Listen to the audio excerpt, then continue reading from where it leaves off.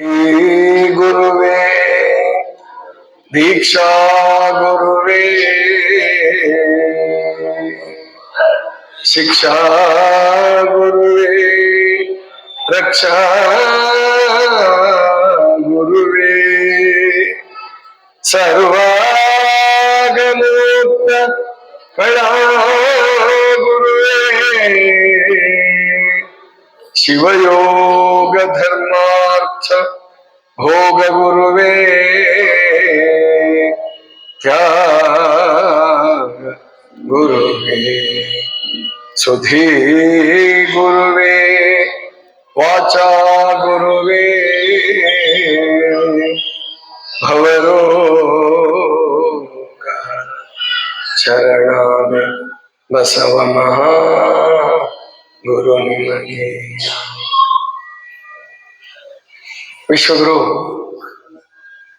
ಮಹಾಮಾನವತವಾದಿ ಬಸವಣ್ಣನವರನ್ನು ಹೃದಯ ಮಂದಿರದಲ್ಲಿ ಸ್ಮರಿಸುತ್ತಾ, ಮಹಾಮಹಿಮರು, ಬಯಲುಕಾಯಿ ಸಿದ್ಧರು, ಶೂನ್ಯ ಪೀಠಾಧ್ಯಕ್ಷರಾದಂತಹ ಅಲ್ಲಮ ಪ್ರಭುದೇವರನ್ನು, ಚಿನ್ಮಯ ಜ್ಞಾನಿ ಶಟಸ್ಥಲ ಚಕ್ರವರ್ತಿ ಚನ್ನಬಸವಣ್ಣನವರನ್ನು ಹೃದಯ ಮಂದಿರದಲ್ಲಿ ಸ್ಮರಿಸಿ ಸೇರಿರುವ ಪರಮ ಪೂಜ್ಯ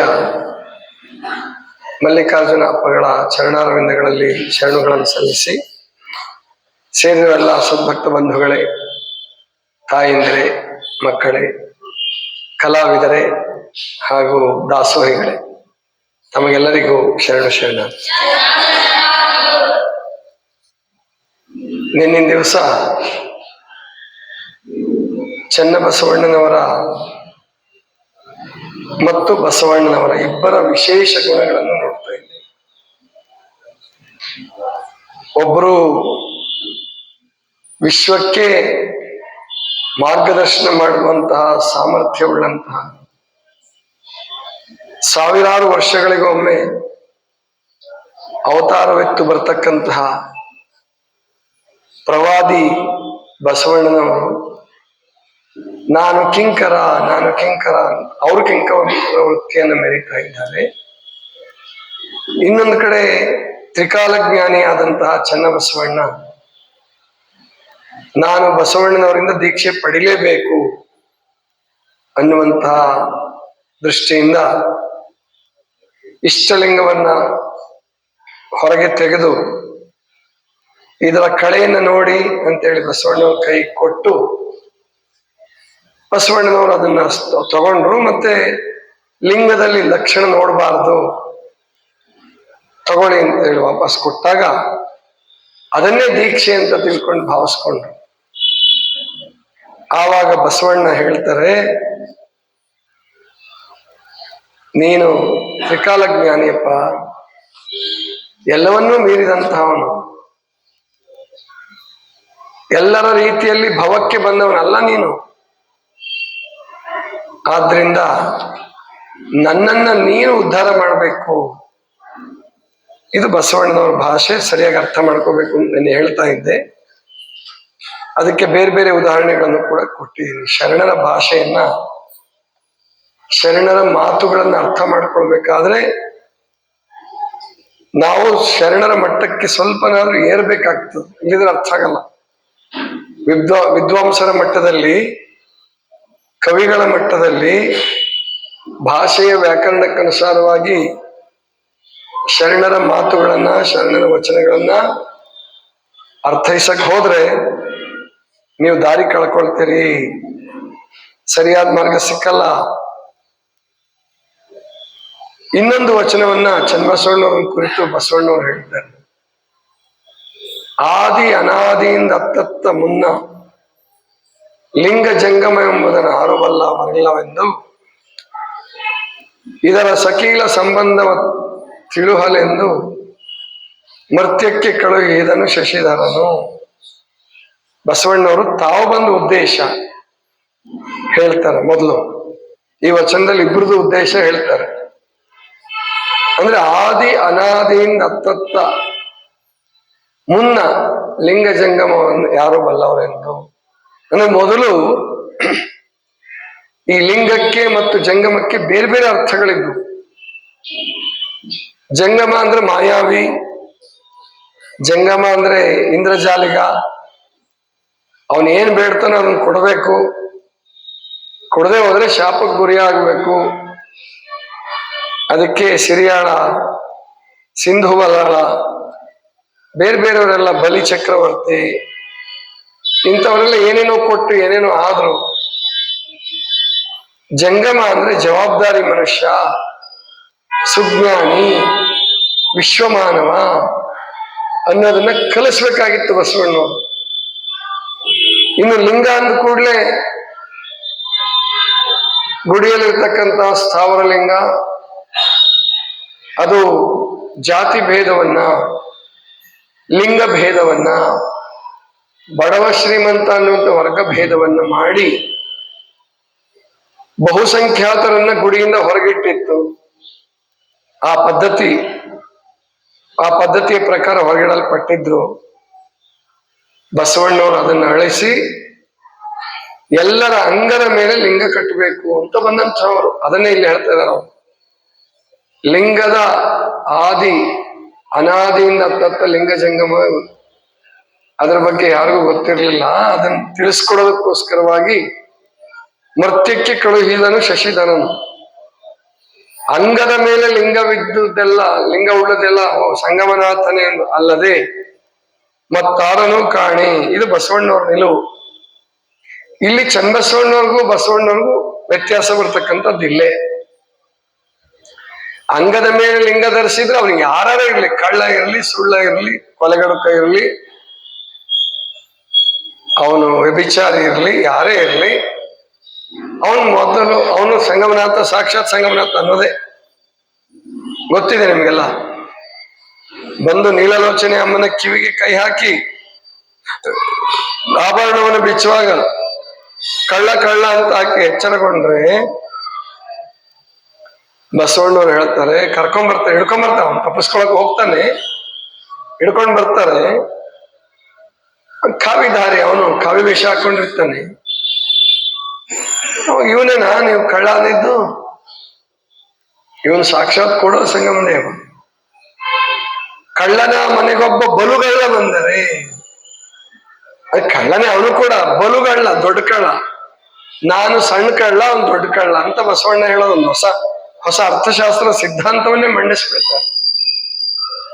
ಅಂದ್ರೆ ಹೊಟ್ಟೆಗಿಲ್ಲದೆ ಮಾಡುವವರು ಕಳ್ಳರಲ್ಲ, ಕೊರತೆಯಿಂದ, ಜೀವನದಲ್ಲಿರ್ತಕ್ಕಂಥ ಕೊರತೆಯಿಂದ ಮಾಡ್ತಕ್ಕಂಥವ್ರು ಕಳ್ಳರಲ್ಲ. ಮೊದಲು ಅದನ್ನ ಸಂಗ್ರಹ ಮಾಡಿ ಇಟ್ಕೊಳ್ಳೋರು ಕಳ್ಳರು, ಕದಿಯೋರು ಬಲುಗಳ್ಳರು, ದೊಡ್ಡ ಕಳ್ಳರು ಅಂತ.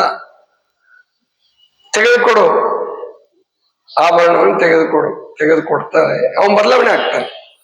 ಇದು ಬಸವಣ್ಣವ್ರು ಬದಲಾವಣೆ ಮಾಡೋ ರೀತಿ. ಸುಮ್ಮನೆ ಹೇಳ್ತಿರ್ಲಿಲ್ಲ ಅವರು. ಸಾಕ್ಷಾತ್ ಸಂಗಮನಾಥ ಕಳ್ಳನಲ್ಲಿ, ಸುಳ್ಳಿನಲ್ಲಿ, ಕೊಲೆಗಡಕನಲ್ಲಿ, ವ್ಯಭಿಚಾರಿಯಲ್ಲಿ ನೋಡಿದ್ರೆ ಅವನನ್ನು ಸುಮ್ಮನೆ ಬಿಡ್ತಿರ್ಲಿಲ್ಲ, ಅವನು ಬದಲಾಯಿಸಿ ತೀರ್ತಿದ್ರು ಬಸವಣ್ಣವ್ರು. ಆದ್ರೆ ಚನ್ನಬಸವಣ್ಣ ಹಾಗಲ್ಲ. ಚನ್ನಬಸವಣ್ಣ ಹೇಳ್ತಾರೆ, ಇಲ್ಲಪ್ಪ, ಅಂಗದ ಮೇಲೆ ಲಿಂಗ ಉಳ್ಳೋದಿಲ್ಲ, ಸಂಗಮನಾಥನೆಂಬ ಭಾವ ಅದು ಬಸವಣ್ಣಂಗಾಯಿತೆ ಹೊರತು ನನಗ ಆ ಭಾವವಿಲ್ಲ, ನಾನು ಅದನ್ನು ಒಪ್ಪಲ್ಲ. ಅಚ್ಚಲಿಂಗೈಕ್ಯರ ಕಂಡರೆ ಶುದ್ಧ ಜೀವಿಗಳು, ಸಾತ್ವಿಕ ನಡೆನುಡಿ ಉಳ್ಳಂತವ್ರು, ಅಂಥವ್ರನ್ನ ನಾನು ಸಂಗಮನಾಥ ಅಂತೀನಿ, ಅಂಥವ್ರ ಲಿಂಗ ಅಂತೀನಿ, ಅವ್ರ ಪಾದಕ್ಕೆ ನಾನು ಶರಣ ಆಗ್ತೀನಿ ಅನ್ನೋದಂತಂದು ಚನ್ನಬಸವಣ್ಣವ್ರ ನಿಲುವು. ಇಬ್ರು ನಿಲ್ಲೋದು ಸರಿನೇ. ನಿಮಗೆ ಉದಾಹರಣೆ ಕೊಡ್ತೀನಿ. ಮಕ್ಕಳು, ನೀವು ಶಾಲೆಗೆ ಓದ್ತಿರ್ತೀರಿ. ಶಾಲೆಗೆ ಓದ್ಬೇಕಾದ್ರೆ ನಿಮ್ಮ ಅಪ್ಪ ಹೇಳಿರ್ತಾನೆ, ಚೆನ್ನಾಗಿ ಪಾಸ್ ಆಗ್ಬೇಕು, ಈ ಸಾರಿ ಫಸ್ಟ್ ಬರ್ಬೇಕು, ಎಬೋ 80 ತೆಗಿಬೇಕು, 80 ಮೇಲೆ ಮಾಡ್ಬೇಕು. ಸರಿ, ಒಬ್ಬ ಹುಡುಗ 60% ಮಾಡ್ದ, 20% ಕಡಿಮೆ ಆಯ್ತು. ಅವನ ಹತ್ರ ಬಂದ, ಅವ್ವ ಬರೀ 60 ಆಗಿದೆ. ಆಗ ಅವ್ವ ಏನಂತಾರೆ, ಅಯ್ಯೋ 60% ಮಾಡಿದಲ್ಲಿ ನನ್ನ ಮಗನೇ ಬಹಳ ಉತ್ತಮ ಆಗಿದೆ, ಫಸ್ಟ್ ಕ್ಲಾಸ್ ಬಂದಿಲ್ಲ, ಪಾಸಿಗಿಂತ 25% ಜಾಸ್ತಿ ತಗೊಂಡ್ವಿ, 35% ಬಂದ್ರೆ ಸಾಕು, ನಿಮ್ಗೆ 65% ಅಂತ ಬಂದ್ರೆ ನನ್ನ ಮಗ ಬಹಳ ಶ್ರೇಷ್ಠ, ಒಳ್ಳೆ ವಿದ್ಯಾವಂತ ಅಂತ ತಾಯಿ ಸಂತೋಷ ಪಡ್ತಾಳೆ. ಆದ್ರ ಅಪ್ಪ ಅನ್ನಲ್ಲ. ಅಂದ್ರೆ ಎಲ್ಲಾ ಅಪ್ಪದಿರು ಹಂಗೆ ಇರ್ತಾರೆ, ಎಲ್ಲಾ ಅವದಿರು ಹಂಗೆ ಇರ್ತಾರಲ್ಲ, ಸಾಮಾನ್ಯವಾಗಿ ಹೆಚ್ಚು ಜನ ಹೀಗಿರ್ತಾರೆ.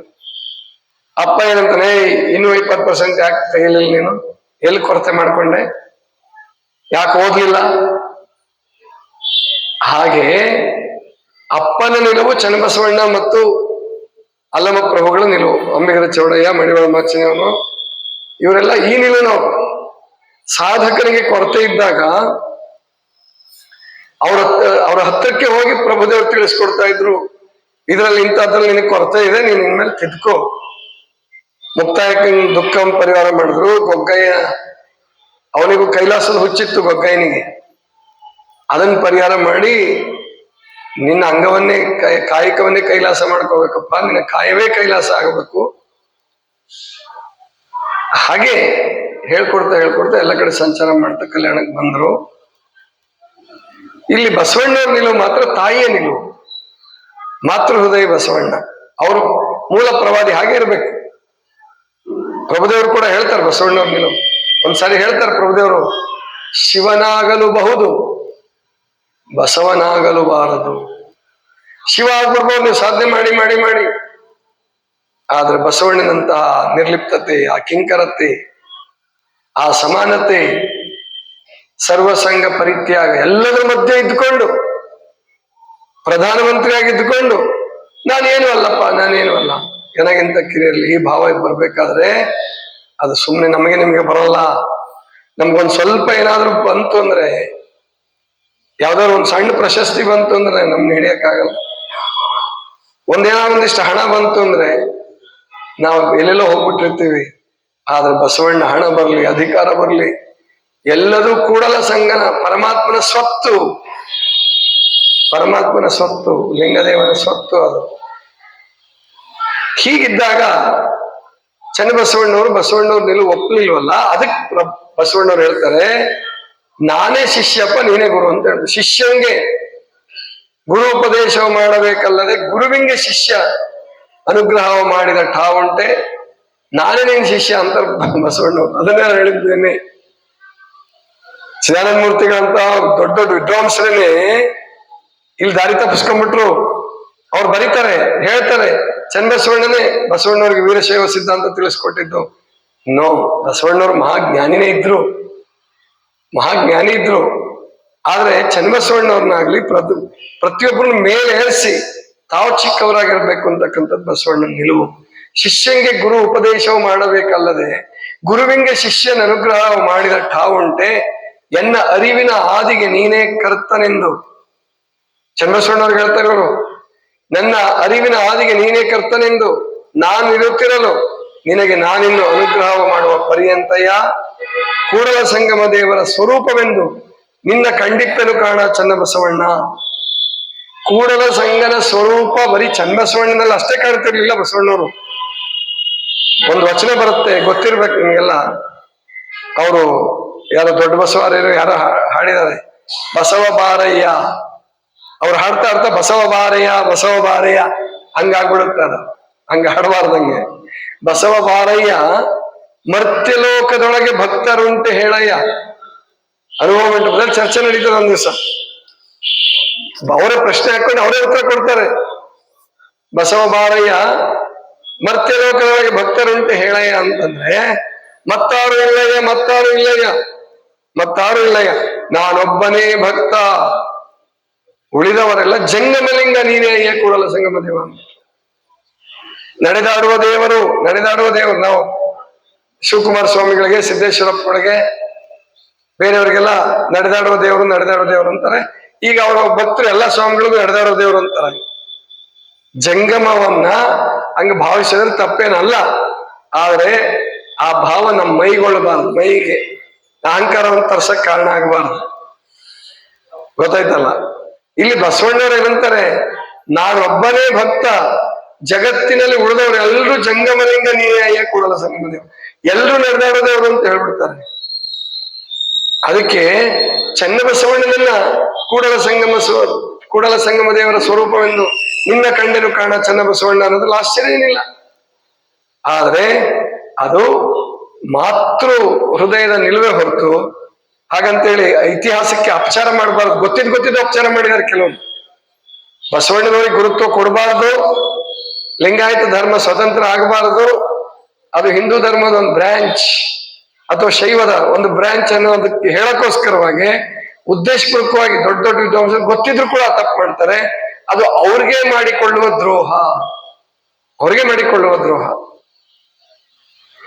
ಇನ್ನು ಚನ್ನಬಸವಣ್ಣ ಹೇಗಿದ್ರು, ಅವ್ರ ಬದುಕು ಹೇಗಿತ್ತು? ಬಸವಣ್ಣವ್ರು ಹೇಳ್ತಾರೆ, ಅಂಗವಿಕಾರವಳಿದು ಸತಿಯ ಸಂಘವರಿಯ ನೋಡ,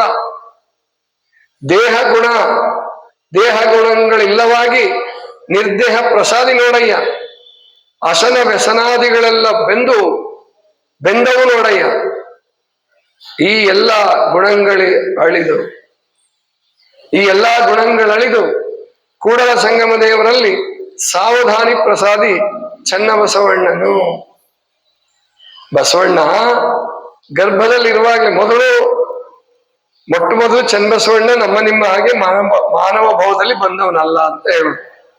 ಪ್ರಭುದೇವರು ಹೇಳ್ತಾರೆ, ಗುಹೇಶ್ವರ ಲಿಂಗದಲ್ಲಿ ಸ್ವಯಂಭೂ ಜ್ಞಾನಿ ಅಂತ ಬಳಸ್ತಾರೆ ಅವನಿಗೆ.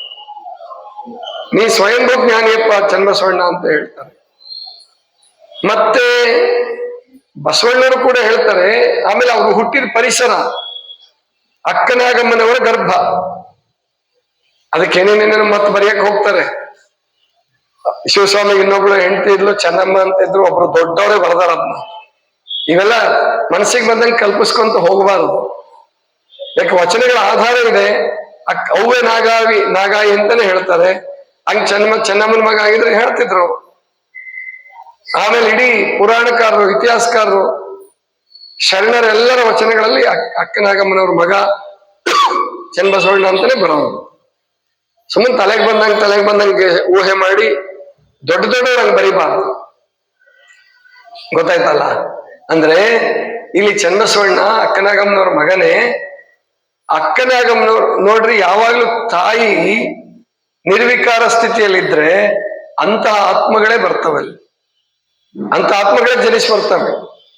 ಅಕ್ಕನಾಗಮ್ಮನವ್ರಿಗೆ ಅವಾಗಲೇ ಹೆಚ್ಚು ಕಡಿಮೆ 50 ವರ್ಷದ ಮೇಲಾಗಿದೆ. ಚನ್ನಬಸವಣ್ಣ ಹುಟ್ಟ ಹೊತ್ತಿಗೆ 50 ವರ್ಷದ ಮೇಲಾಗಿದೆ ಅಕ್ಕನಾಗಮ್ಮನವ್ರಿಗೆ. ಅದು ವಿಶೇಷ ಆದ್ಯತೆ. ಅಂದ್ರೆ ಹೆಂಗೆ ಸಿದ್ದರಾಮೇಶ್ವರರು ಹುಟ್ಟಿದ್ರಲ್ಲ, ಸಿದ್ದರಾಮೇಶ್ವರ ಹುಟ್ಟ ಹೊತ್ತಿಗೂ ಅಷ್ಟೇ ಸಿದ್ದರಾಮೇಶ್ವರ ತಾಯಿ ಬಹಳ ವಯಸ್ಸಾಗಿತ್ತು. ಈ ವಯಸ್ಸಲ್ಲಿ ಹೆಂಗ್ ಮಕ್ಕಳಾಗ್ತವೆ ಅಂತ ಕೇಳ್ತಾರೆ ಅವ್ರ ಗುರುಗಳಿಗೆ. ಆಗ್ತವೆ ಅಂತ ಹೇಳ್ತಾರೆ. ಆಗುತ್ತೆ, ನಿನ್ನ ಗರ್ಭದಲ್ಲಿ ಯೋಗಿಯೊಬ್ಬ ಹುಟ್ಟಿ ಬರ್ತಾನೆ ಅಂತಾನೆ ಹೇಳ್ತಾರೆ. ಹಾಗೇನೆ ಸಿದ್ದರಾಮೇಶ್ವರ ಹುಟ್ಟಿ ಬರ್ತಾರೆ. ಚನ್ನಬಸವಣ್ಣವರು ಕೂಡ ಹಾಗೇನೆ. ಅಂದ್ರೆ ಅಕ್ಕನಾಗಮ್ಮನವ್ರ ಗರ್ಭದಲ್ಲಿ ಇದ್ದಾಗಲೇ ಅಂತಹ ಸಂಸ್ಕಾರ ಕೇಳ್ತಾ, ಅನುಭವ ಗೋಷ್ಠಿಯನ್ನು ಕೇಳ್ತಾ, ಬಸವಣ್ಣವರಿಂದ ಅನುಗ್ರಹ ಪಡಿತಾ, ಅಕ್ಕನಾಗಮ್ಮನವರ ಗರ್ಭದಲ್ಲಿ ಬೆಳೆದಂತ ಚಿನ್ಮಯ ಜ್ಞಾನಿ. ಇಂಥವ್ರು ಎಲ್ಲರೂ ಹೀಗೆ ಬೆಳೆಯಲ್ಲ. ಇವ್ರು ಲಕ್ಷಕ್ಕೊಬ್ರು, ಕೋಟಿಗೊಬ್ರು, ಹೀಗೆ ಶತಕೋಟಿಗೊಬ್ರು. ಅಂಗವಿಕಾರ ಬಳಿದು ಸತಿಯ ಸಂಘ ಅರಿಯ ನೋಡ. ಅಂಗವಿಕಾರವೇ ಇಲ್ಲ ಅಂದಾಗ ಸತಿಯ ಬಯಕೆ, ಕಾಮದ ಬಯಕೆ ಇಲ್ವೇ ಇಲ್ಲ. ದೇಹ ಗುಣಗಳಿಲ್ಲವಾಗಿ ನಿರ್ದೇಹ ಪ್ರಸಾದಿ ನೋಡಯ್ಯ. ನೋಡಿ, ಅದಕ್ಕೆ ಇಲ್ಲಿ ನಿರ್ದೇಹಿ, ಆಕಾರವಲ್ಲದ, ಸಾಕಾರವಲ್ಲದ, ನಿರಾಕಾರವಲ್ಲದ ಅಂತ ಒಂದು ಪ್ರಭುದೇವ ಬಸವಣ್ಣವ್ರ ವಚನ ಮಾಡ್ತಾರೆ. ಭವಕ್ಕೆ ಹುಟ್ಟುವನಲ್ಲ, ಸಂದೇಹ ಸೂತಕ್ಕೆ ಅಲ್ಲ, ಆಕಾರ ನಿರಾಕಾರನಲ್ಲ. ಶರಣನ ಪರಿಯನ್ನು ವರ್ಣಿಸುವಾಗ ಆಕಾರವೂ ಅಲ್ಲ, ನಿರಾಕಾರವೂ ಅಲ್ಲ ಅಂತ ಹೇಳ್ತಾರೆ. ಅಲ್ಲಿ ಆಕಾರವಲ್ಲ ಅಂದ್ರೆ ಅಂಗಗುಣಗಳಿಲ್ಲದವನು. ಇಲ್ಲಿ ಚನ್ನಬಸವಣ್ಣವ್ರಿಗೆ ಅದೇ ಬಳಸೋದು. ನಿರ್ದೇಹಿ ಪ್ರಸಾದಿ, ನಿರ್ದೇಹ ಪ್ರಸಾದಿ ನೋಡಯ್ಯ. ದೇಹ ನಿರ್ದೇಹಿ ಅಂತಂದ್ರೆ ಚನ್ನಬಸವಣ್ಣ ಮುಟ್ಟಿದ್ರು ಸಿಕ್ತಿರ್ಲಿಲ್ಲ, ಹಂಗಿಲ್ಲ. ಚನ್ನಬಸವಣ್ಣವ್ರಿಗೂ ನಮ್ಮ ನಿಮ್ಮಾಗೆ ದೇಹ ಇತ್ತು. ನಿರ್ದೇಹ ಪ್ರಸಾದಿ ಅಂದ್ರೆ ಅಂಗಗುಣಗಳಿಲ್ಲ. ಅದನ್ನ ಅರ್ಥ ಮಾಡ್ಕೋಬೇಕು ನಾವು. ಅಂಗಗುಣಗಳಿಲ್ಲ, ನಮ್ಮ ನಿಮ್ಮ ಹಾಗೆ ಅಂಗಗುಣಗಳ ಬಾಧೆ ಇಲ್ಲ. ಅಂಗಗುಣಗಳ ಬಾಧೆ ಇಲ್ಲ ಅಂದಾಗ ಇಲ್ಲಿ ಇನ್ನೊಂದು ವಾಕ್ಯವನ್ನು ಬಳಸಿದ್ದಾರೆ ಬಸವಣ್ಣವರು. ಅಶನ ವ್ಯಸನಾದಿಗಳೆಲ್ಲವೂ ಬೆಂದವು ನೋಡಯ್ಯ. ಅಶನ ಅಂದ್ರೆ ಅನ್ನದ ಬಯಕೆ, ಆಹಾರದ ಬಯಕೆ. ವ್ಯಸನ ಅಂದ್ರೆ ಚಿಂತೆ ಇರ್ಲಿಲ್ಲ ಚನ್ನಬಸವಣ್ಣನಿಗೆ. ಅನ್ನದ ಬಯಕೆ ಇರ್ಲಿಲ್ಲ. ಅದರ ಅರ್ಥ ಚನ್ನಬಸವಣ್ಣವ್ರು ಊಟ ಮಾಡ್ತಿರ್ಲಿಲ್ಲ, ಪ್ರಸಾದ ಸ್ವೀಕಾರ ಮಾಡ್ತಿರ್ಲಿಲ್ಲ, ಮಾಣಿಕ್ಯಂನವ್ರ ತರ ಇದ್ರು ಅಂತ ಅಲ್ಲ. ಪ್ರಸಾದ ಸ್ವೀಕರಿಸ್ತಿದ್ರು, ನಿದ್ರೆ ಮಾಡ್ತಿದ್ರು. ಅದು ಯೋಗ ನಿದ್ರೆ, ಶರಣ ನಿದ್ರೆಗೈದಡೆ ಜಪ ಕಾಣಿರೋ.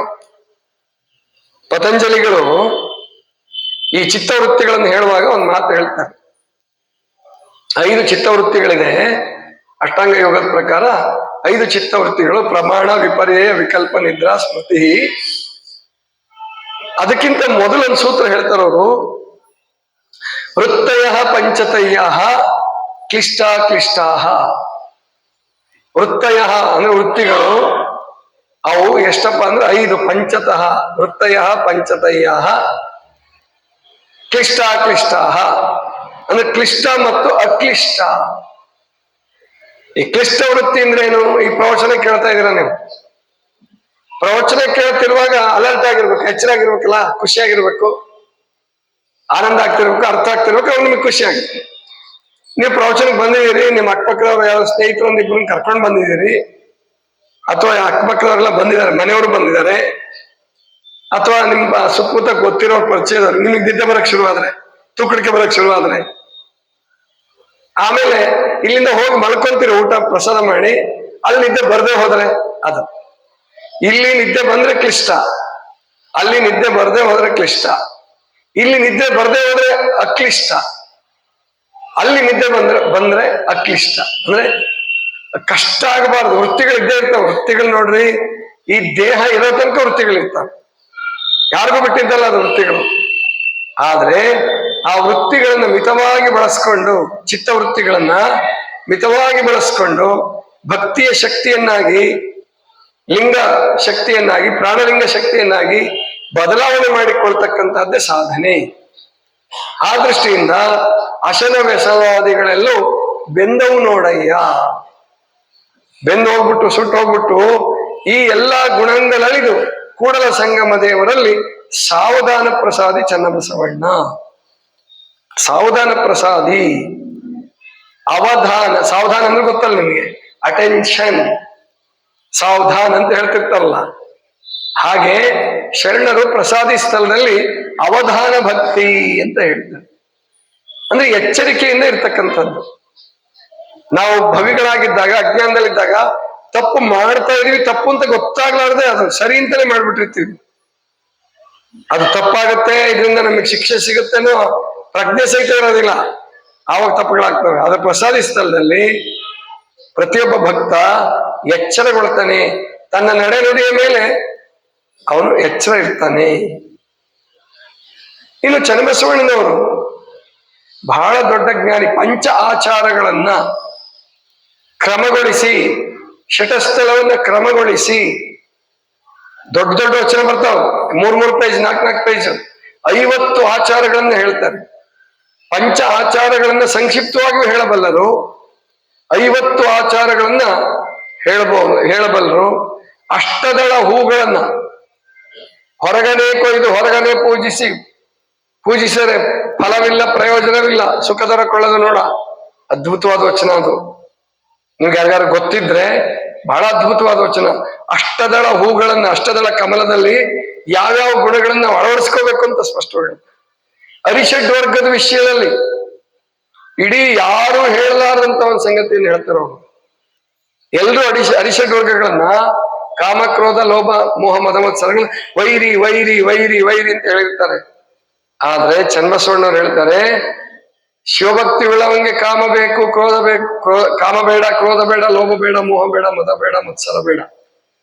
ಇಷ್ಟಕ್ಕೆ ನಿಲ್ಸಲ್ಲ ಅವರು. ಶಿವಭಕ್ತಿ ಉಳ್ಳವಂಗೆ ಕಾಮ ಬೇಕು, ಕ್ರೋಧ ಬೇಕು, ಲೋಭ ಬೇಕು, ಮೋಹ ಬೇಕು, ಮದ ಬೇಕು, ಮತ್ಸರ ಬೇಕು.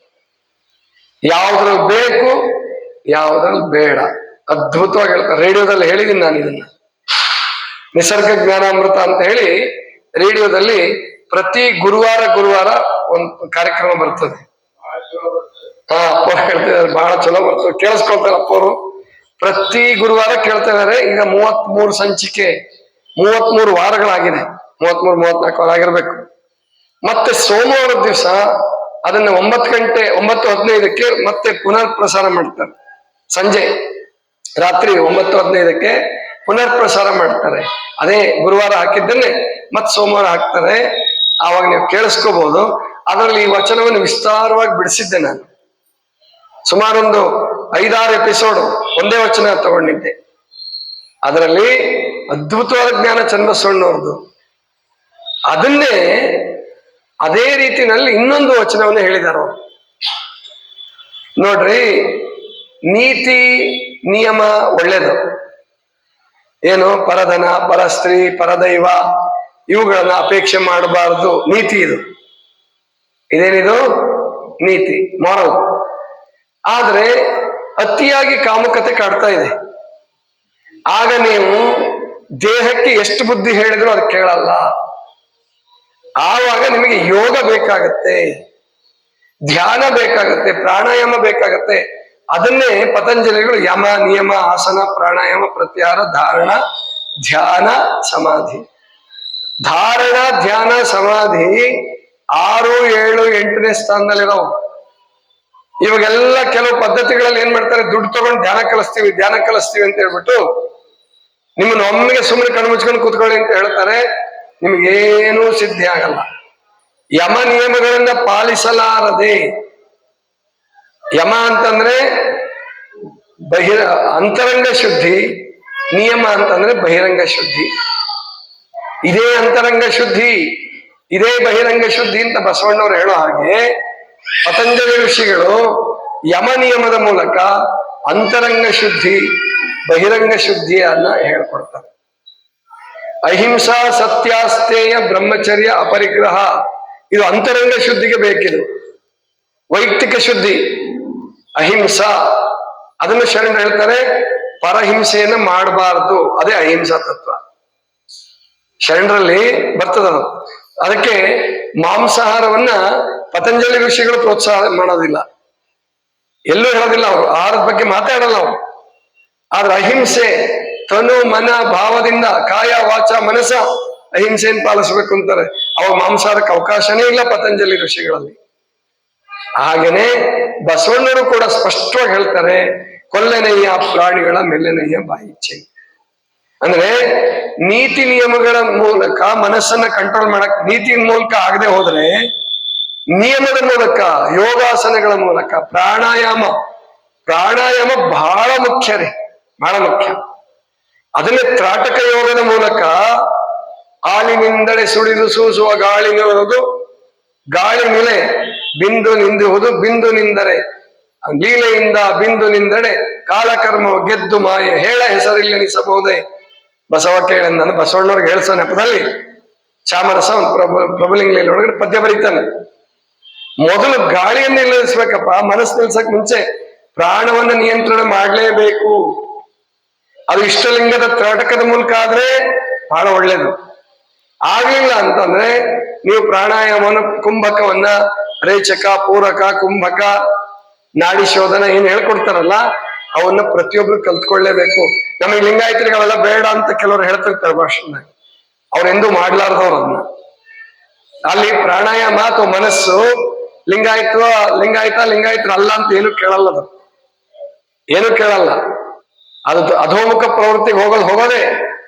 ಅದನ್ನ ನಾವು ಗೆಲ್ಲಬೇಕಾದ್ರೆ ಅದನ್ನ ಪ್ರಾಣಾಯಾಮದ ಮೂಲಕ ಮಾಡ್ಬೇಕು. ಇಲ್ಲಿ ಚನ್ನಬಸವಣ್ಣವರು ಇನ್ನೊಂದು ಹೊಸ ಪದ್ಧತಿಯನ್ನು ಹೇಳ್ಕೊಡ್ತಾರೆ. ಪ್ರಾಯಶಃ ಇದು ಅಷ್ಟೇ, ನಮಗೆ ವೇದಗಳಲ್ಲಿ, ಉಪನಿಷತ್ತಿನಲ್ಲಿ ಇದು ನಮಗೆ ಸಿಕ್ಕುತ್ತೆ ಅಂತ ನನಗೇನು ಅನ್ಸಲ್ಲ, ನನಗೆ ಗೊತ್ತಿಲ್ಲ. ನೀವು ಯಾರಾದ್ರೂ ನೋಡಿದ್ರೆ ತಂದು ಕೊಡಿ, ನನಗೆ ಸಂತೋಷ.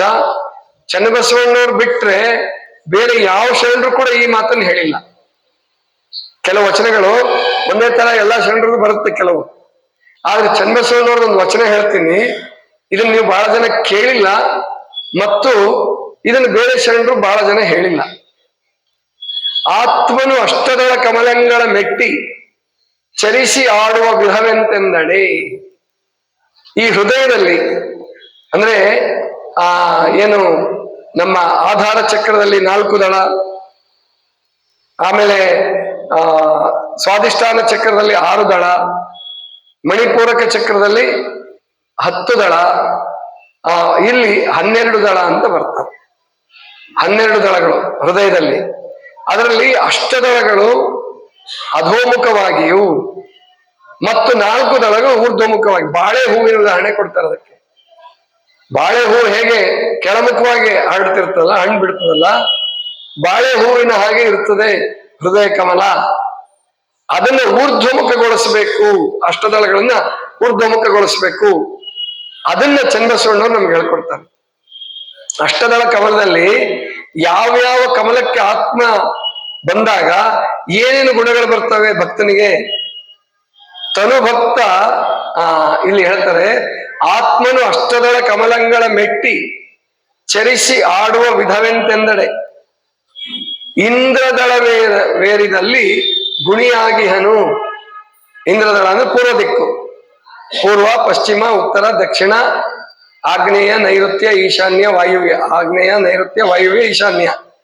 ಹೀಗೆ 8 ದಿಕ್ಕುಗಳಿಗೆ 8 ದಳಗಳ ಲೆಕ್ಕದಲ್ಲಿ ಹೇಳಿದ್ದಾರೆ. ಅವುಗಳಲ್ಲಿ ಯಾವ್ಯಾವ ದಳಕ್ಕೆ ಆತ್ಮ ಬಂದಾಗ ಏನೇನಾಗತ್ತೆ ಅಂತಕ್ಕಂಥದ್ದು ಚನ್ನಬಸವಣ್ಣ ಹೇಳ್ತಾರೆ. ಆತ್ಮನ್ನು ಅಷ್ಟದಳ ಕಮಲಂಗಳ ಮೆಟ್ಟಿ ಚರಿಸಿ ಆಡುವ ವಿಷಯ ವಿಧವೆಂತೆಂದಡೆ, ಇಂದ್ರದಳವೇರಿದಲ್ಲಿ ಗುಣಿ ಹಾಗಿಹನು. ಕೆಲವರಿಗೆ ಕೆಲವು ಸದ್ಗುಣಗಳು ಹೇಳ್ಕೊಡ್ಲಾರ್ದೆ ಬರ್ತಿರ್ತಾವ. ಕೆಲವು ಸಹಜವಾಗಿ ಸದ್ಗುಣಿಗಳಾಗಿರ್ತಾರೆ. ಅದು ಹಿಂದಿನ ಜನ್ಮದ ಸಂಸ್ಕಾರ ಇರ್ಬೋದು, ತಾಯಿಯ ಸಂಸ್ಕಾರ ಇರ್ಬೋದು, ಎಲ್ಲವೂ ಕೆಲಸ ಮಾಡ್ತಿರ್ತದೆ. ಒಟ್ಟು ಆಮೇಲೆ ಅವನು ಯಾವಾಗ್ಲೂ ಒಳ್ಳೆಯದೇ ಆಗಿರ್ತಾನೆ ಅಂತ ಹೇಳಕ್ಕಾಗಲ್ಲ. ಎಷ್ಟು ಒಳ್ಳೆ ಮನುಷ್ಯ ಅಂತ ಅನ್ಕೊಂಡಿದ್ವಿ, ನೋಡ್ರಿ ಇಂಥ ಕೆಲಸ ಮಾಡಿದಾನೆ. ಅದಕ್ಕೆ ಕಾರಣ ಅವನು ಒಬ್ಬನೇ ಅಲ್ಲ, ಅವನು ಬರೀ ಸ್ಥೂಲ ಶರೀರ ಅಷ್ಟೇ ಅಲ್ಲ, ಇಂದ್ರದಳವೇರಿದಲ್ಲಿ ಗುಣಿಯಾಗಿ ಏನು ಆತ್ಮ ಇಂದ್ರದಳಕ್ಕೆ ಬಂದಾಗ ಹೃದಯ ಭಾಗದಲ್ಲಿ ಅವಾಗ ಗುಣವಂತನಾಗಿರ್ತಾನೆ. ಅಗ್ನಿದಳವೇರಿದಲ್ಲಿ ಕ್ಷುಧಾ ತೊರದಿಂ ಹಸಿದಿರುತಿಹನು. ಗೊತ್ತಾಯ್ತಲ್ಲ, ಅಗ್ನಿದಳ ಅದೇ ಉದರಾಗ್ನಿ ಜಠರಾಗ್ನಿ ಅಂತ ಹೇಳ್ತಿರಲ್ಲ, ಅದು ಜಾಗೃತ ಆಗತ್ತೆ. ಅಗ್ನಿದಳಕ್ಕೆ ಬಂದಾಗ ಹಸಿವಿನಿಂದ ಬಳಲ್ತಿರ್ತಾನೆ. ಕೆಲವು ಸಾರಿ ಹೀಗಾಗತ್ತಲ್ಲ, ಊಟ ಮಾಡಿ ಸ್ವಲ್ಪ ಹೊತ್ತಿಗೆ ಕೆಲವ್ರಿಗೆ ಹಸಿವಾಗ್ತಿರುತ್ತೆ. ಎಷ್ಟು ಊಟ ಮಾಡಿದ್ರು ಅಲ್ಲಿ ಅಗ್ನಿ ವಿಕಾರ ಆಗ್ತಿರುತ್ತೆ ಅವರಲ್ಲಿ. ಅದೇನೆ ಚನ್ನಬಸವಣ್ಣವ್ರು ಹೇಳ್ತಾರೆ, ಅಗ್ನಿದಳವೇರಿದಲ್ಲಿ ಕ್ಷುಧಾತುರದಿಂ ಹಸಿದಿರುತಿಹನು, ಯಮದಳವೇರಿದಲ್ಲಿ ದ್ವೇಷಿಸುತ್ತಿಹನು. ಯಮದಳ ಅಂತ ಅಂದ್ರೆ 8 ದಿಕ್ಕುಗಳಿಗೆ 8 ದೇವತೆಗಳ ಹೆಸರನ್ನು ಕೊಟ್ಟಿದ್ದಾರೆ. ಅದಕ್ಕೆ ಇಲ್ಲಿ ಯಮದಳ ಅಂತ ಒಂದು ಬರುತ್ತೆ. ಆಗ ದ್ವೇಷ ಭಾವನೆ ಉಂಟಾಗುತ್ತೆ. ಮತ್ಸರ, ದ್ವೇಷ, ಹೊಟ್ಟೆ ಕಿಚ್ಚು, ಅವನನ್ನು ಮುಗಿಸ್ಬಿಡ್ಬೇಕು. ಆವಾಗ ಮನಸ್ಸಿನ ಮಾತನ್ನ ಕೇಳಬಾರ್ದು. ಯಾರು ಮನಸ್ಸಿಗೆ ಬಂದದ್ದನ್ನೆಲ್ಲ ಮಾಡಕ್ ಹೋಗ್ತಿರೋ ಅವ್ರು ನಿಮ್ಮ ಜೀವನದಲ್ಲಿ ದುಃಖಿಗಳಾಗ್ಬೇಕಾಗತ್ತೆ, ಹಿಂಸೆ ಅನುಭವಿಸ್ಬೇಕಾಗತ್ತೆ. ನಾವು ಒಬ್ಬರಿಗೆ ಹಿಂಸೆ ಮಾಡಿದ್ರೆ ನಮಗೆ ಹಿಂಸೆ ಆಗೇ ಆಗುತ್ತೆ. ಯಮದಳ ವೇರಿದಲ್ಲಿ ದ್ವೇಷ ಭಾವನೆ ಬರ್ತಾ ಇದೆ, ಆವಾಗ ನೀವು ಗಮನಿಸ್ಕೊಳ್ಬೇಕು ನಿಮ್ಮನ್ನು ನೀವು. ಇನ್ನೊಬ್ಬನಿಗೆ ಹೋಗಿ ಹೊಡೆದ್ ಬಿಡೋಣ, ಬೈದ್ ಬಿಡೋಣ, ಏನಾರ ಅಂದ್ ಬಿಡೋಣ ಅಂತ ಸಿಟ್ಟು ಬರ್ತಿರ್ತಲ್ಲ, ಆವಾಗ ಸ್ವಲ್ಪ ಎಚ್ಚರಿಕೆಯಿಂದ, ಸ್ವಲ್ಪ ಸಾವಧಾನ್ ಮನಸ್ಸಿಗೆ ಹೇಳ್ಕೋಬೇಕು ನಾವು. ಸಾವಧಾನ್, ಎಚ್ಚರ, ತುಡುಕಬೇಡ, ಎಚ್ಚರ.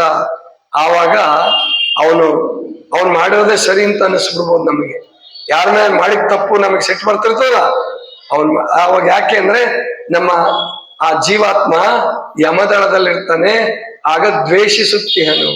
ವರುಣದಳವೇರಿದಲ್ಲಿ ನಿದ್ರೆಗೈಯುತ್ತಿಹನು. ವರುಣದಳ, ವರುಣ ಅನ್ನೋದು ಒಂದು ದೇವತೆ, ಅದು ಶೀತ ತತ್ವ ಅಂತ ಇಟ್ಕೊಳ್ಳಿ. ಆವಾಗ ನಿದ್ರೆ ಮಾಡ್ತಾನೆ. ವಾಯುವ್ಯ ದಳವೇರಿದಲ್ಲಿ ಸಂಚಲ ಚಿತ್ತದಿಂದ ಗಮನಿಯಾಗಿಹನು. ಅಂದ್ರೆ ವಾಯುವ್ಯ ದಳ ಇದ್ರೆ ಮನಸ್ಸು ಚಂಚಲ ಆಗತ್ತೆ, ಕೂತಲ್ಲಿ ಕೂಡಲಿಲ್ಲ, ನಿಂತಲ್ಲಿ ನಿನ್ನಲಿಲ್ಲ. ಈಶಾನ್ಯ ದಳವೇರಿದಲ್ಲಿ ಸ್ತ್ರೀ ಗೋಷ್ಠಿ ವಿಷಯಾತುರನಾಗಿಹನು. ಈಶಾನ್ಯ ದಳವೇರಿದ್ರೆ ಸ್ತ್ರೀಗೋಷ್ಠಿ, ಕಾಮಾವತಾರ ಏನು ಕಾಮಾತುರನಾಗಿರ್ತಾನೆ. ಇವೆಲ್ಲವನ್ನೂ ಬಿಟ್ಟು ಮಧ್ಯಸ್ಥಾನಕ್ಕೆ ಬಂದು ನಿಂದಲ್ಲಿ ಸದ್ಭಾವಿಯಾಗಿ ಉತ್ತರ ಪಥ ಪರಮಾರ್ಥ ಮೋಕ್ಷಗಾಮಿಯಾಗಿಹನು. ಇಂತಿ ಅಷ್ಟದಳಂಗಳ ಮೆಟ್ಟಿ ಚರಿಸುವ ಹಂಸನ ನೆಲೆಗೆಡಿಸಿ ಸದ್ಭಾವಿಯಾಗಿರಬಲ್ಲ ಕೂಡಲ ಚನ್ನ ಸಂಗ ನಿಮ್ಮ ಶರಣನು. ಬಹಳ ಅದ್ಭುತವಾದಂತಹ ಮಾತಿದು. ಮಧ್ಯದಲ್ಲಿ ಚರಿಸುವ ಹಾಗೆ ಮಾಡಬೇಕು. ಅದಕ್ಕೆ ಇವೆಲ್ಲ ಪ್ರಾಕ್ಟೀಸ್ ಮಾಡ್ಬೇಕು. ಪೂಜೆ, ಧ್ಯಾನ, ಪ್ರಾರ್ಥನೆ, ಜಪ ಏನಾದ್ರೂ ಸಾಧನೆ ಮಾಡ್ರಿ. ಆದ್ರೆ ಈ ಯೋಗ ಸಾಧಕರು ಮತ್ತು ಅಧ್ಯಾತ್ಮ ಸಾಧಕರು ತಪ್ಪು ಮಾಡ್ತೀರಿ. ಸಾಮಾನ್ಯ ಜನ ಬಹಳ ತಪ್ಪು ಮಾಡ್ತೀರಿ. ಏನಂತಂದ್ರೆ ನೀನ್ ಮಾಡ್ತಾ ಇರೋ ಸರಿ ಇಲ್ಲ, ನೀನ್ ಮಾಡ್ತಾ ಇರೋ ಸರಿ, ಅವ್ರೆಂದೂ ಮಾಡ್ತಿರಲ್ಲ, ಅವ್ರೆಂದೂ ಮಾಡಲ್ಲ. ಮಾಡೋರು ನೋಡ್ಬಿಟ್ಟು ನೀನ್ ಮಾಡೋ ಸರಿ ಇಲ್ಲ, ನೀನ್ ಮಾಡೋ ಸರಿ ಇಲ್ಲ, ನೀನ್ ಮಾಡೋ ಸರಿ ಇಲ್ಲ, ಹಾಗೆ ಹೇಳ್ಬೇಡಿ, ಹಾಗೆ ಹೇಳ್ಬೇಡಿ. ಯಾಕೆ ಅಂತಂದ್ರೆ ನಾವು ಮಾಡದೇ ಇದ್ದ ಮೇಲೆ ನಮ್ಗೆ ಹೇಳಕ್ ಅಧಿಕಾರ ಇಲ್ಲ. ಅವ್ನು ಹೆಂಗಾರ ಮಾಡ್ಕೊಳ್ಳಿ. ಯೋಗ ಸಾಧನೆ ಮಾಡ್ತಿದ್ದಾನಲ್ಲ, ಕೆಲವ್ರು ಹೇಳ್ತಿರ್ತಾರೆ, ನಾನ್ ಜಿಮ್ಗೆ ಹೋಗ್ತಿದ್ದೀನಿ ಅಂತ ಯಾರೋ ಹೇಳ್ದ. ನೀನ್ ಜಿಮ್ಗೆ ಹೋಗ್ತೀಯಾ, ಒಳ್ಳೇದಲ್ಲ ನೋಡು. ನೀನ್ ಜಿಮ್ಗೆ ಹೋಗ್ತಿದ್ಯಲ್ಲ, ಒಳ್ಳೇದಲ್ಲ ನೋಡು, ಮುಂದೆ ಏನು ಎದ್ದಳಕ್ ಬರಲ್ಲ, ಕೂಡಕ್ ಬರಲ್ಲ, ಕಾಲ್ ನೋವಾಗತ್ತೆ, ಸಿಕ್ಕಾಪಟ್ಟೆ ದಪ್ಪ ಆಗೋಗ್ಬಿಡ್ತೀಯ. ಇವನ್ ಮಾತ್ರ ಬುದ್ಧಿ ಹೇಳೋನು 7 ಗಂಟೆ ಮೇಲೆ ಎದ್ದೇಳ್ತಿರ್ತಾನೆ, 7 ಗಂಟೆ ಮೇಲೆ ಹೇಳ್ತಿರ್ತಾನೆ. ಅವ್ನು 6 ಗಂಟೆಗೆ 5 ಗಂಟೆಗೆ ಎದ್ದು ಜಿಮ್ಗೆ ಹೋಗ್ತೀನಿ ಅಂದ್ರೆ ಹೋಗ್ಬೇಡ ಅಂತ ಅವನಿಗೂ ಹೇಳ್ತಾನೆ. ಯೋಗ ಮಾಡೋರ್ಗೆ ಈ ಆಸನ ಮಾಡಬೇಡಿ, ಇದರಿಂದ ತೊಂದರೆ ಆಗುತ್ತೆ, ಈ ಆಸನ ಮಾಡಬೇಡಿ. ನಾನು ಅದಕ್ಕೆ ಮೊದಲು ಯೋಗಾಸನ ಮಾಡ್ತಿರ್ಲಿಲ್ಲ, ಈಗಲೂ ನಾನು ಯೋಗಾಸನ ಮಾಡಲ್ಲ ನಿಜವಾಗಿ. ವಜ್ರಾಸನ ಸ್ಟಡಿ ಮಾಡ್ಕೊಂಡಿದ್ದೀನಿ. ವಾಕಿಂಗ್ಗೆ ನನಗೆ ಇಷ್ಟ. ಅದಕ್ಕೆ ಪಾದಯಾತ್ರೆ ಯಾಕೆ ಹಾಕೊಂತೀನಿ ಅಂದ್ರೆ ನನಗೆ ಅದು ಇಷ್ಟವಾದದ್ದು. ಅದಕ್ಕೆ walking is the king of the exercise ಅಂತ ಹೇಳ್ತಾರೆ. ವಾಕಿಂಗ್ ಮಾಡೋರ್ಗೂ ಬುದ್ಧಿ ಹೇಳ್ತಿರ್ತಾರೆ, ಬಹಳ ವಾಕಿಂಗ್ ಮಾಡಿದ್ರೆ ನಿಮಗೆ ನಾಳೆ ತೊಂದರೆ ಆಗುತ್ತೆ ಅಂತ ಹೇಳ್ತಿರ್ತಾರೆ. ಏನು ಆಗಲ್ಲ. ಯಾರಿಗ್ ತೊಂದರೆ ಆಗುತ್ತೆ? ಜಿಮ್ ಮಾಡಿದ್ರೆ ತೊಂದರೆ ಆಗಲ್ಲ. ಆದ್ರೆ ಅದಕ್ಕೆ ನಿಯಮ ಪ್ರಕಾರವಾಗಿ ಗುರುಗಳ ಮಾರ್ಗದರ್ಶನದಲ್ಲಿ ಜಿಮ್ ಮಾಡಿ.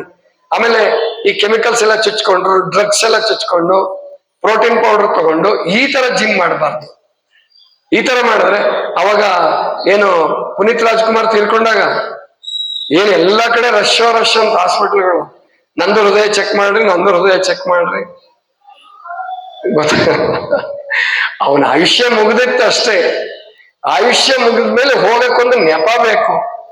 ಅವಾಗ ಕೆಲವ್ರು ಹೇಳ್ತಾರೆ, ಈಗ ಹಾರ್ಟ್ ಅಟ್ಯಾಕ್ ಆಗಿ ಹಳ್ಳಿಲಿದ್ದ ಹಾರ್ಟ್ ಅಟ್ಯಾಕ್ ಆಗಿ ತೀರ್ಕೊಂತಾರಲ್ಲ, ಅಯ್ಯೋ ಆ ಊರಲ್ಲಿ ಆಸ್ಪತ್ರೆ ಇದ್ದಿದ್ರೆ ಅವ್ನು ಉಳಿಸ್ಕೋಬೋದಾಗಿತ್ತು.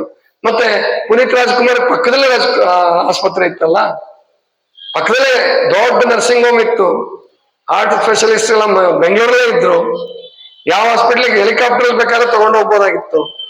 ಏನು ಕೇಳಲ್ಲ. ಆಯುಷ್ಯ ಮುಗಿತು, ಹೋಗದೆ ಯಾರನ್ನು ಬಿಡಲ್ಲ. ಎಷ್ಟೋ ಜನ ಪ್ಯಾರಾಲಿಸಿಸ್ ಆಗಿ 15 ವರ್ಷ 10 ವರ್ಷ 15 ವರ್ಷ ಮಂಚದ ಮೇಲೆ ಇರ್ತಾರೆ. ನಾನು ಒಯ್ಯೋ ಮಾರಾಯ ಒಯ್ಯೋ ಅಂತ ಇರ್ತಾರೆ ಅವನಿಗೆ. ಆದ್ರೆ ಸಮಯ ಬರ್ಲಾರ್ದೆ ಒಯ್ಯಲ್ಲ. 90 ವರ್ಷ ಆಗಿರುತ್ತೆ, ವೃದ್ಧಾಶ್ರಮಕ್ಕೆ ಸೇರಿಸಿರ್ತಾರೆ. 99 ವರ್ಷ ಆಗಿರುತ್ತೆ, ಜೀವ ಹೋಗದೇ ಇಲ್ಲ. ಹೋದ್ರು ಸಾಕಲ್ಲ ಅಂತಿರ್ತಾರ ಅವರು ಅಂತಿರ್ತಾರೆ, ಅವ್ರನ್ನ ಅವಲಂಬಿತರು ಅಂತಿರ್ತಾರೆ. ಮತ್ತೆ ಹೌದು, ಏನ್ ಮಾಡೋದು ಪಾಪ. 99 ವರ್ಷ ಆಗಿದೆ, ಏನು ಮಾತಾಡಕ್ ಬರಲ್ಲ, ಪ್ರಜ್ಞೆ ಇಲ್ಲ, ಇನ್ನು ಬದುಕಿತ್ತು ಅಂತಂದ್ರೆ ಏನ್ ಮಾಡೋದು? ಆ ತರದವ್ರು ಬದುಕ್ತಾರೆ. 35-36 ವರ್ಷದವ್ರು ಹಾರ್ಟ್ ಅಟ್ಯಾಕ್ ಆಗಿ ಹೋಗ್ತಿದ್ದಾರೆ. ಸಾವು ಹುಟ್ಟು ಪರಮಾತ್ಮ ಅದರ ಗುಟ್ಟನ್ನೇ ನಮ್ಗಿನ್ನೂ ಬಿಟ್ಕೊಟ್ಟಿಲ್ಲ. ಆ ಗುಟ್ಟನ್ನು ನಮ್ಗಿನ್ನೂ ಬಿಟ್ಕೊಟ್ಟಿಲ್ಲ, ಯಾರಿಗೂ ಬಿಟ್ಕೊಟ್ಟಿಲ್ಲ. ವಿಜ್ಞಾನಿಗಳಿಗೆ ಬಿಟ್ಕೊಟ್ಟಿಲ್ಲ ರೀ. ಹೇಳಿ, ವಿಜ್ಞಾನಿಗಳು ಕಲ್ಪನಾ ಚಾವ್ಲಾ ಹೋಗಿದ್ರಲ್ಲ, ಎಷ್ಟು ಸಂಶೋಧನೆ ಮಾಡೋದಕ್ಕೆ ಅಂತ ಹೋಗಿದ್ರು. ಹೆಂಗೆ ಈಗ ಶುಭಾಂಶ ಶುಕ್ಲ ಹೋಗಿದ್ರು, ಹಂಗೆ ಇಂಟರ್ ಸ್ಪೇಸ್ಗೆ ಹೋಗಿ 15 ದಿವಸ ಇದ್ರು. ಖುಷಿಯಾಗಿ ವಾಪಸ್ ಬರ್ತಾ ಇದ್ರು. ಬರುವಾಗ ಬೆಂಕಿ ಉಂಡೆ ಆಗ್ಬಿಡ್ತು. ಬರುವಾಗ ಬೆಂಕಿ ಉಂಡೆ ಆಯ್ತು. ಏನು ಒಂದು ಚೂರು ಸೂಚನೆ ಸಿಗ್ಲಿಲ್ಲ, ಸ್ವಲ್ಪನೂ ಸೂಚನೆ ಸಿಗ್ಲಿಲ್ಲ. ಅಂದ್ರೆ ಸಾವು ಹುಟ್ಟು ಅದರ ಗುಟ್ಟು ಯೋಗಿಗಳಿಗೆ, ಅದು ಎಲ್ಲಾ ಯೋಗಿಗಳಿಗೆ ಅಲ್ಲ, ಎಲ್ಲಾ ಯೋಗಿಗಳಿಗೂ ಸಿಗಲ್ಲ, ನಮಗೆಲ್ಲ ಸಿಕ್ಕಿಲ್ಲ. ಆದ್ರೆ ಅದಕ್ಕೆ ಸಾಧನೆ ಮಾಡ್ತಾ ಇರ್ತಕ್ಕಂಥವ್ರು, ಸಂಪೂರ್ಣವಾಗಿ ಅದಕ್ಕೆ ತೊಡಗಿಸ್ಕೊಂಡಂತವ್ರು, ಅವ್ರ ಧ್ಯಾನಾಸಕ್ತರಾಗಿದ್ದಂಥವ್ರು, ಅಂತವ್ರಿಗೆ ಗುಟ್ಟು ಬಿಟ್ಕೊಡ್ತಾನೆ ಪರಮಾತ್ಮ. ಬಿಟ್ಕೊಡೋದೇ ಇಲ್ಲ ಅಂತಲ್ಲ. ಎಷ್ಟೋ ಜನ ಸಾಮಾನ್ಯ ಗೃಹಸ್ಥರು 15 ದಿವಸ ಮುಂಚೆ ಹೇಳಿದ್ದಾರೆ, ನಾನು ಇಂಥ ದಿವಸ ತೀರ್ಕೊಳ್ತೀನಿ, ಎಲ್ರಿಗೂ ಕರೆಸ್ರಿ. ಆಗಿನ ಕಾಲದಲ್ಲಿ ಮೊಬೈಲ್ ಇರ್ಲಿಲ್ಲ, ಏನೂ ಇರ್ಲಿಲ್ಲ. ಅವ್ರು ಹೇಳಿದ ಹಾಗೆ ತೀರ್ಕೊಂಡಿದ್ದಾರೆ. ಅವ್ರೇನು ಅಲ್ಲ, ಅವ್ರೇನು ಬಹಳ ದೊಡ್ಡ ಸಾಧಕರಲ್ಲ, ಸತ್ಯನಿಷ್ಠ ಶರಣರು, ಯಾರಿಗೂ ಮೋಸ ಮಾಡಿದವರಲ್ಲ, ಅನ್ಯಾಯ ಮಾಡಿದವರಲ್ಲ. ಅವರೆಲ್ಲ ಗೃಹಸ್ಥರೇ ಇದ್ರು ಕೆಲವರು. ಸುಮಾರು ನಾನು ಬೆಂಗಳೂರಿಂದ ಬೀದರ್ವರೆಗೆ ಈ ತರ ಒಂದು 8-10 ಜನ ತೀರ್ಕೊಂಡಿರೋದು ಕೇಳಿದ್ದೀನಿ ಹಿಂದೆ. ಈಗ ಒಂದು 50 ವರ್ಷದ ಹಿಂದಿನ ಮಾತು. ಈಗಿನ ಕಾಲದಲ್ಲಿ ಯಾರಿಗೂ ಅದ್ರ ಬಗ್ಗೆ ಯೋಚನೆ ಮಾಡೋಕೆ ಟೈಮೇ ಇಲ್ವಲ್ಲ. ಇನ್ನೊಬ್ರು ಸಾವನ್ನೇ ನೋಡ್ತಿರ್ತೀರಿ ಟಿವಿಲಿ, ನಿಮ್ ಸಾವಿನ ಬಗ್ಗೆ ಯಾರು ಯೋಚನೆ ಮಾಡ್ತೀರಿ? ಬೇರೆಯವ್ರಿಗೆಲ್ಲ ಸಾವು ಬರ್ಲಿ, ನನಗೆ ಮಾತ್ರ ಸಾವು ಬರಬಾರ್ದು, ಗೊತ್ತಾಗಲ್ವಾ? ಅದೇ ನನ್ನ ನಿಯಮ. ಅದಕ್ಕೆ ನಮ್ಮ ಸಾವು ನಮಗೆ ಗೊತ್ತಾಗಲ್ಲ, ನಮ್ಮ ಸಾವು ನಮಗೆ ಗೊತ್ತಾಗಲ್ಲ. ಅಂದ್ರೆ ಇಲ್ಲಿ ನಾವು ತಿಳ್ಕೋಬೇಕು ಅಂದ್ರೆ, ನಾವು ಈ ಅಷ್ಟದಳ ಕಮಲದಲ್ಲಿ ಚಲಿಸುವಂತ ಆತ್ಮವನ್ನ, ಜೀವಾತ್ಮನನ್ನ ನಡುಮಧ್ಯದಲ್ಲಿ ಅಷ್ಟದಂಗಳ ಮೆಟ್ಟಿ ಚರಿಸುವ ಹಂಸನ ಅಂದ್ರೆ ಉಸಿರಾಡುವ ಕ್ರಮಕ್ಕೆ ಹಂಸ ಅಂತ ಕರೀತಾರೆ. ನೆಲೆಗೆಡಿಸಿ ಅದನ್ನು ಬಿಡಿಸಿ ಅದ್ರ ಯಾರು ನಡು ಮಧ್ಯದಲ್ಲಿ ಸಂಚಾರ ಮಾಡೋ ಹಾಗೆ ಮಾಡ್ತಾರೆ ಅವರು ಸದ್ಭಾವಿಯಾಗಿರಬಲ್ಲ ಕೂಡಲ ಚೆನ್ನ ಸಂಘ ನಿಮ್ಮ ಶರಣ. ಇಂತಹ ಅದ್ಭುತವಾದಂತಹ ತಂತ್ರ ಅಂತ ಕರೀತಾರೆ ಇದಕ್ಕೆ. ತಂತ್ರ ಅಂದ್ರೆ ಏನೇನೇನೇನೇನೋ ಕೆಟ್ಟದ್ದೆಲ್ಲ ಮಾಡ್ತಾರಲ್ಲ, ಶವದ ಹತ್ರ ಹೋಗೋದು, ಶವದ ಬೋರ್ಡಲ್ಲಿ ಊಟ ಮಾಡೋದು, ಆ ತಂತ್ರ ಅಲ್ಲ ಇದು. ಚನ್ನಬಸವಣ್ಣವರು ಮೊದಲು ಸದಾಚಾರ ಅಂತ ನಮ್ಗೆ ಹೇಳ್ಕೊಡ್ತಾರೆ. ಸದಾಚಾರಿಯಾಗಿರ್ಬೇಕು ಮೊದಲು, ಗೊತ್ತಾಯ್ತಲ್ವಾ? ಸದಾಚಾರ ಇಲ್ಲದಿದ್ರೆ ಚನ್ನಬಸವಣ್ಣವರು ಒಪ್ಪಲ್ಲ. ಆದ್ರಿಂದ ಸದಾಚಾರಿಯಾಗಿರ್ಬೇಕು ಅಂತಕ್ಕಂಥದ್ದು ಚನ್ನಬಸವಣ್ಣವರ ಮೊದಲನೇ ನಿಯಮ. ಅದು ಮೊದಲನೇ ನಿಯಮ. ಅದಕ್ಕೆ ಇನ್ನೊಂದು ವಚನವನ್ನ ನೋಡ್ಬಿಡೋಣ. ಚನ್ನಬಸವಣ್ಣವ್ರದೇನೆ ಬಹಳ ಸರಳವಾಗಿ ಎಲ್ಲರೂ ಅನುಷ್ಠಾನ ಮಾಡಬಹುದು ಅಂತಹ ಒಂದು ಅದ್ಭುತವಾದಂತಹ ಸೂತ್ರವನ್ನು ನಮಗೆ ಕಲಿಸ್ಕೊಡ್ತಾರೆ ಚನ್ನಬಸವಣ್ಣ. ತನು ಭಕ್ತ ಮನದಾಸೋಹಿ. ತನು ಭಕ್ತ, ಕೇಳಿಸ್ಕೊಳ್ಳಿ, ನೀವು ಇದನ್ನ ಅನುಸರಣೆ ಮಾಡ್ಬೋದು. ತನು ಭಕ್ತ ಮನದಾಸೋಹಿ, ಇಂದ್ರಿಯಗಳು ಪ್ರಸಾದಿಗಳು. ಕೇಳಿಸ್ಕೊಳ್ಬೇಕು ನೀವೆಲ್ಲ, ಬಹಳ ಅದ್ಭುತವಾದಂತಹ ವಚನ ಇದು. ಮತ್ತೊಂದು ಬಹಳ ಜನ ಕೇಳಿಲ್ಲ ನೀವು. ತನು ಭಕ್ತ ಮನದಾಸೋಹಿ, ಇಂದ್ರಿಯಗಳು ಪ್ರಸಾದಿಗಳು. ಸಜ್ಜನ ಶರಣ ಆ ಪ್ರಾಣವೇ ಲಿಂಗ, ಕೂಡಲ ಚೆನ್ನ ಸಂಗಮ ದೇವ, ಹೊರಗೇನೂ ಅರಸಲಿಲ್ಲ. ನೀನ್ ಯಾವಾಗ ಈ ಸ್ಥಿತಿಯನ್ನು ಮುಟ್ತೀಯೋ ಆಗ ನೀನೇ ಪರಮಾತ್ಮನ ಸ್ವರೂಪ ಆಗೋಗ್ತೀಯ, ಕೂಡಲ ಚೆನ್ನ ಸಂಗಮ ದೇವನೇ ಆಗ್ತೀಯ. ಅದು ಸುಲಭವಾದ ಮಾರ್ಗ ತೋರಿಸ್ಕೊಡ್ತಾರೆ, ತುಂಬಾ ಕಠಿಣವಾಗಿ ಹೇಳಲ್ಲ ಅವರು. ತನು ಭಕ್ತ ಮನ ದಾಸೋಹಿ. ತನುವನ್ನೇ ಭಕ್ತನನ್ನಾಗಿ ಮಾಡಿದಾರೆ ನೋಡ್ರಿ. ನಮ್ಮ ತನು ನಮ್ಮ ಮಾತು ಕೇಳಲ್ಲ, ತನು ಮಾತು ಕೇಳಲ್ಲ ಅಂತ ಹೇಳ್ತಿರ್ತಿರಲ್ಲ, ಇಲ್ಲಿ ಹೇಳ್ತಾರೆ ತನು ಭಕ್ತ. ತನುವನ್ನ ಅಷ್ಟಾವರಣಗಳನ್ನ ತೊಡಸಿ ಗುರು ಲಿಂಗ ಜಂಗಮಕ್ಕೆ ಭಕ್ತಿ ಮಾಡೋದು, ವಿಭೂತಿ ರುದ್ರಾಕ್ಷಿ ಮಂತ್ರವನ್ನು ಧರಿಸೋದು, ಪಾದೋದಕ ಪ್ರಸಾದವನ್ನು ಸ್ವೀಕರಿಸೋದು. ಹೀಗೆ ಯಾವ ತನು ಮಾಡುತ್ತೋ ಆ ತನುವೇ ಭಕ್ತ, ಮನವೇ ದಾಸೋಹಿ. ಬಸವಣ್ಣವರು ಒಂದು ವಚನದಾಗ ಹೇಳ್ತಾರೆ, ಮನದ ಮೊನೆಯ ಮೇಲೆ ಮನೆಯ ಮಾಡಿಕೊಂಡಿಹನೊಬ್ಬ ದಾಸೋಹಿ. ಪರಮಾತ್ಮ ಬೇರೆ ಅಲ್ಲ, ಮನಸ್ಸು ಬೇರೆ ಅಲ್ಲ. ಮನಸ್ಸೇ ಒಲಿದ್ರೆ ಮಹಾದೇವ, ಮನಸ್ಸೇ ಮುನಿದರೆ ಮಹಾದೆವ್ವ. ಗೊತ್ತಾಯ್ತಾ? ಮನಸ್ಸು ಮಹಾದೇವನೂ ಆಗಬಲ್ಲದು, ಮನಸ್ಸು ಮಹಾದೆವ್ವನೂ ಆಗಬಲ್ಲದು. ಆ ಮನಸ್ಸನ್ನ ಸರಿಯಾಗಿ ತರಬೇತಿಗೊಳಿಸೋದಿದೆಯಲ್ಲ, ಅದೇ ಜಾಣ್ತನ. ಅದಕ್ಕೆ ಇಲ್ಲಿ ಹೇಳ್ತಾರೆ ತನು ಭಕ್ತ. ಈಗ ನೀವು ತನುವನ್ನ ಭಕ್ತ ಅಂತ ಭಾವಿಸ್ಕೊಳ್ಳೋದು ಹೇಗಪ್ಪ ಅಂತಂದ್ರೆ, ತನು ಕೇಳಿದ್ದನ್ನೆಲ್ಲ ಕೊಡ್ಬೇಡಿ. ಈಗ ಅಲ್ಲಿ ನೀವು ಬರ್ತಿರ್ತೀರಿ, ಅಲ್ಲಿ ಹೇಳ್ತಿರ್ತಾರೆ ಇಂಥ ಹೆಸರಾಕ ಫಾಸ್ಟ್ ಫುಡ್, ಪಿಜ್ಜಾ ಹಟ್ ಹಾಕಿರ್ತಾರಲ್ಲ, ಆಗ ಮನಸ್ಸು ಹೇಳುತ್ತೆ, ತನು ಹೇಳುತ್ತೆ ಹೋಗು ಅಲ್ಲಿ ಮುರುಘಾ ಮಠದಲ್ಲಿ ಹೋದ್ರೆ ಏನ್ ಸಿಗುತ್ತೆ? ಅನ್ನ ಸಾರು ಸಜ್ಕ ಕಾಯಂ ನೆನ್ನೆ ಉಂಡಿಯಲ್ಲ ಅಲ್ಲೇ, ಇವತ್ತೊಂದು ಸ್ಪೆಷಲ್ ಉಣ್ಣು ಅಂತ ಹೇಳುತ್ತೆ. ಆವಾಗ ಹೇಳಬೇಕು ನೀನು ಭಕ್ತನಾಗು. ತನುವಿಗೆ ನೀವು ಬುದ್ಧಿ ಹೇಳಿ, ನಿಮಗೆ ನೀವು ಬುದ್ಧಿ ಹೇಳ್ಕೊಳ್ಳಿ. ಬೇರೆಯವ್ರಿಗೆ ಬುದ್ಧಿ ಹೇಳೋದು ನಮಗೆ ಗೊತ್ತು, ಪ್ರಾಕ್ಟೀಸ್ ಮಾಡ್ಬಿಟ್ಟಿದೀವಿ, ಅದನ್ನೆಲ್ಲರೂ ಮಾಡ್ತೀವಿ ನಾವು. ನೀನ್ ಹಿಂಗಾಗಬಾರ್ದು, ನಾವ್ ಹೆಂಗಿದೀವಿ ಅಂತ ನಾವು ನೋಡ್ಕೊಳ್ಳೋದಿಲ್ಲ. ಯಾರು ತನ್ನನ್ನ ತಾನು ತನು ಅನ್ನುವಂಥದ್ದು ನನ್ನ ಒಂದು ಇನ್ಸ್ಟ್ರೂಮೆಂಟ್, ನನ್ನ ಒಂದು ಉಪಕರಣ. ತನು ಪರಮಾತ್ಮನ ಒಲಿಸ ಬಂದ ಪ್ರಸಾದಕಾಯ.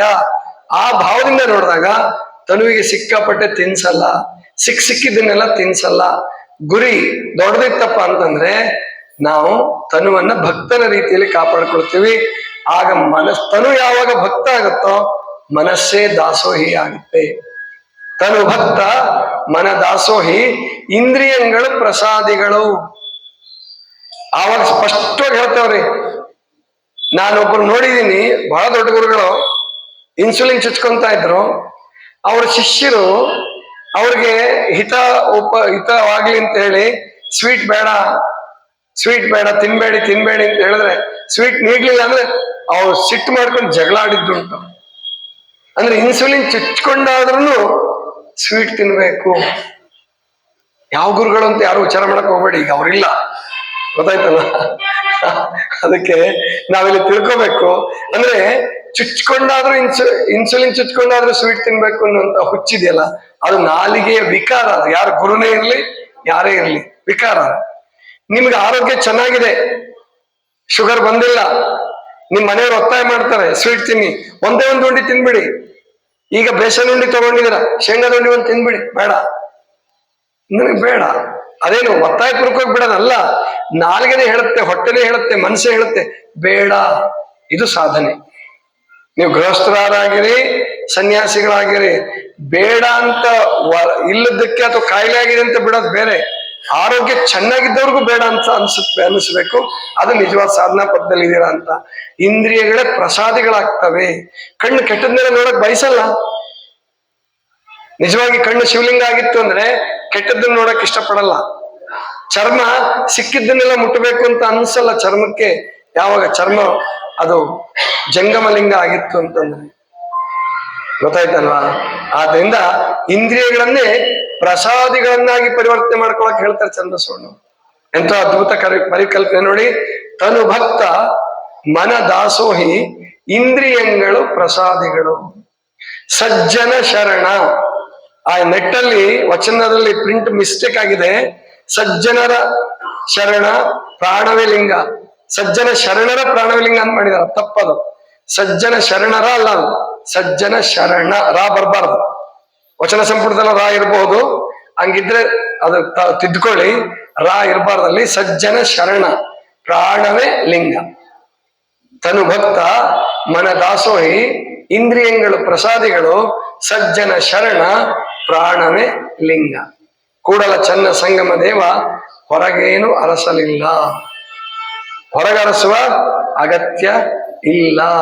ಯಾಕೆ ಅಂದ್ರೆ ಇದೇ ಎಲ್ಲವೂ ಆಗೋಗಿದೆ. ತನುವನ್ನು ಭಕ್ತನನ್ನಾಗಿ ಮಾಡ್ಕೊಳ್ಳಿ. ಮನಸ್ಸನ್ನ ನಿಯಂತ್ರಣ ಮಾಡಿ ಮನಸ್ಸನ್ನ ನಿಯಂತ್ರಣ ಒಮ್ಮೆಗೆ ಮಾಡಕ್ ಹೋಗ್ಬೇಡಿ.